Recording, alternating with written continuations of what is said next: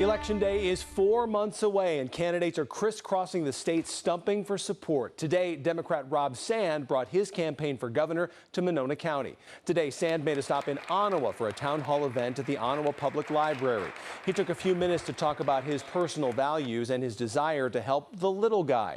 He also took questions from the crowd. The crowd included Republicans, Democrats, and independents. Sand says the theme of his town hall meetings is working together. Sand says the system is broken, and Republicans and Democrats can't fix it unless they work together. I think we should move forward to where Iowans have more options and more accountability, where we can get rid of corrupt and lazy politicians by having more competition on the ballot.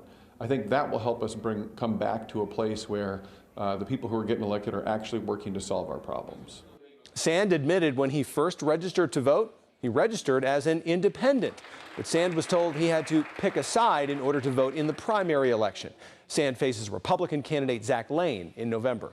An Iowa Libertarian running for the U.S. House and Iowa's third